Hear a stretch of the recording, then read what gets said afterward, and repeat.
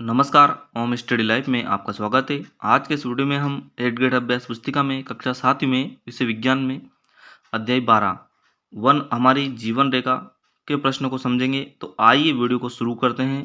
इससे पहले अगर आप चैनल पर नए हो तो चैनल को सब्सक्राइब कर ले, जिससे कि आगे की वीडियो की सूचना आप तक पहुँच सके।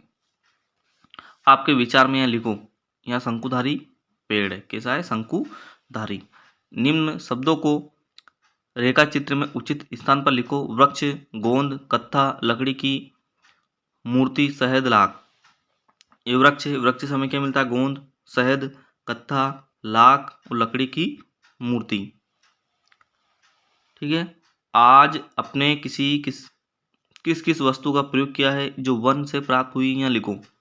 कुर्सी, पट्टा, लकड़ी, ईंधन।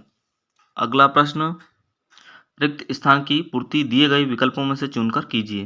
पृथ्वी की सतह पर लगभग 71% भाग जल से घिरा है। पृथ्वी के ध्रुव ग्लेशियरों में जल ठोस अवस्था में पाया जाता है। भूमि की सतह से नीचे संचित जल को भौम जल कहते हैं। वन मृदा को अपरदन से बचाते हैं। भूमिगत जल वाष्पोत्सर्जन की क्रिया द्वारा वायुमंडल में पहुंचता है।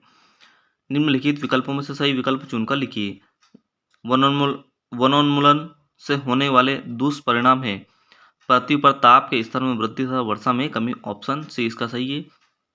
वनों को हरे पेड़ कहते हैं। ये ऑक्सीजन एवं कार्बन डाइऑक्साइड का संतुलन बनाए रखते हैं। ऑप्शन ए इसका सही है।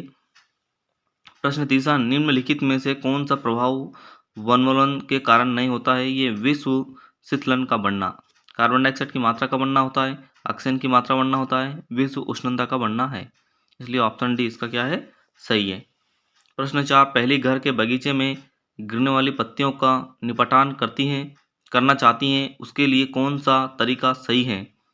उसके लिए पत्तियों को एकत्रित करके गड्ढे में डालकर कंपोस्ट खाद बना ले। ऑप्शन डी इसका सही है। अगला प्रश्न देखेंगे। भूमि के अंदर पाए जाने वाले जल को कहते हैं भौम जल। हमारे दैनिक जीवन में जल का उपयोग लिखिए। देखो, पीने के लिए जल का उपयोग होता है, खाना बनाने में जल का उपयोग, कपड़े धोने के लिए जल का उपयोग, सिंचाई के लिए जल का उपयोग और बहुत सारे हमारे जीवन में जल का उपयोग होता है। और भी आप आगे लिख सकते हैं। प्रश्न दूसरा, वनों में प्राप्त होने वाली वनोपज के नाम लिखिए। गोंद, लाख, लकड़ी, औषधि, मसाला, चारा आदि हमें वनों से प्राप्त होते हैं। प्रश्न नंबर तीसरा, समझाइए कि वनों में कुछ भी नष्ट नहीं होता। तो इसे समझाएंगे हम। वन उत्कृष्ट, परिपूर्ण और प्राकृतिक पुनर्जनन कारखाने हैं। सभी जानवर भोजन के लिए पौधों पर निर्भर होते हैं। शाकाहारी पौधे और उनके उत्पाद खाते हैं। मांसाहारी शाकाहारी जानवरों को खाते हैं। थोड़ा सा हमने जो जगह नहीं इसलिए पेज में लिखा है। और मृत अवशेष को सूक्ष्म जीवों द्वारा अपघटन हो जाता है, अतः हम कह सकते हैं कि वनों में कुछ भी नष्ट नहीं होता। प्रश्न 4, वन बाढ़ को कैसे रोकते हैं? वन वर्षा जल के प्राकृतिक अवशोषक के रूप में कार्य करता है। जब बारिश का पानी पेड़ों और पौधों की पत्तियों, इसे और बाकी हमारे पास जगह नहीं इसलिए पेज में लिखा है हमने, पत्तियों पर गिरता है, सीधे जमीन पर नहीं गिरता, यह धीरे धीरे वन भूमि पर पहुंचता है और अवशोषित कर लिया जाता है। ठीक है। प्रश्न 5 है, कैसे स्पष्ट करोगे कि वन जल शोधक की तरह कार्य करता है? वन जल शोधक की तरह कार्य करते हैं। जल चक्र की क्रिया द्वारा जल का शोषण शोधक हो जाता है। वनों में पाए जाने वाले पादपों के नाम लिखिए। नीम, शीशम, सेमल, बांस, आंवला, सागौन, तेंदु, बीजा आदि पादप पाए जाते हैं। अगला प्रश्न, वनों से प्राप्त होने वाले उत्पाद वस्तु की सूची बनाएं। वनों से हमें चंदन, लाख, गोंद, कपूर, जैव ईंधन आदि और भी बहुत सारी चीजें हमें प्राप्त होती हैं। हुमस किसे कहते हैं? सूक्ष्म जीव मृत पादपों और जंतु ऊतकों को खाते हैं और उन्हें एक गहरे रंग के पदार्थ में परिवर्तित कर देते हैं, जिसे हुमस कहते हैं। वन किस प्रकार अनेक जंतुओं और पादपों के लिए आवास प्रदान करते हैं? कुछ जंतु जैसे बंदर, गिलहरी, पक्षी आदि पेड़ों पर निवास करते हैं और कुछ जंतु वन के संघन क्षेत्रों में रहते हैं। प्रश्न 10, खाद्य श्रृंखला किसे कहते हैं?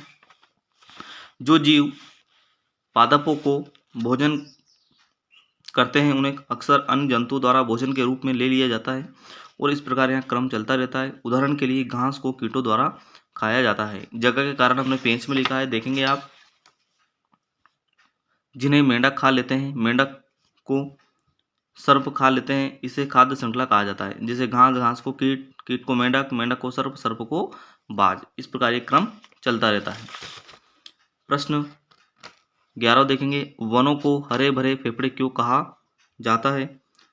पादप प्रकाश संश्लेषण के प्रक्रम द्वारा ऑक्सीजन निर्मुक्त करते हैं। इस प्रकार पादप जंतुओं के शोषण के लिए ऑक्सीजन उपमुक्त कराने में सहायक होते हैं।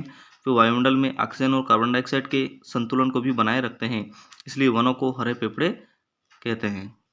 अगला प्रश्न 12, वन एवं गतिक सजीव इकाई है जो जीव और जीवन क्षमता से भरपूर है। इस कथन से आप क्या समझते हैं?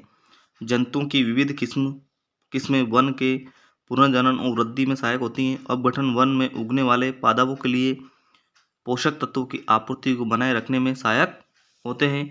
फिर इसे भी हमने जगह के कारण पेज में लिखा है, देखेंगे इसे हम।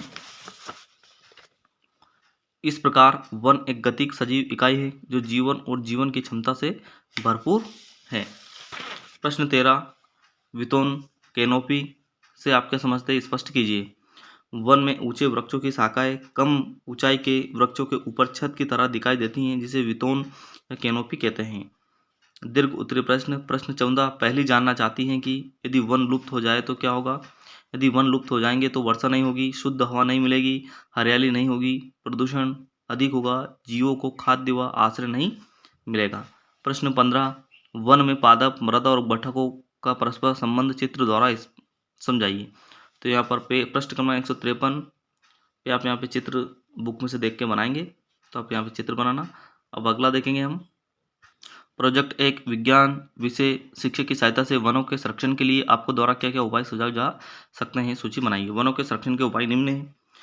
वनों को आग से रोकना, वनों को हम जितना काटे उतना ही वृक्षारोपण करना, वन उत्पादन में वनों का उचित उपयोग करना, और भी बहुत सारी चीज़ें हम लिख सकते हैं। बावाला वनों के उन्मूलन से आप क्या समझते हैं? वन को संरक्षण को दर्शाते हुए एक पोस्टर का निर्माण कीजिए। वनोन्मूलन का अर्थ है वनों के क्षेत्र में बहुत से पेड़ों को जलाना व काटा जाना। प्रोजेक्ट 2, आप अध्यापक अभिभावक के साथ अपने साथ साथ किसी वन या उद्यान में जाइए तथा आपने जो देखा उसका वर्णन कीजिए। हम गए स्थान कानाकेसली, मंडला, बालाघाट में। क्या देखा? जंगली जानवर, पेड़ पौधे, झाड़ियाँ, नदी आदि। क्या सभी वृक्ष समान आकार के थे? नहीं, सभी वृक्ष अलग अलग आकार के हैं। तो आज के इस वीडियो में हमने विज्ञान के प्रश्नों को समझा। आई होप अगर आपको वीडियो अच्छा लगा तो लाइक कीजिए, चैनल पर नए हो तो सब्सक्राइब कीजिए। मिलते हैं अगले वीडियो में, जब तक के लिए जय हिंद।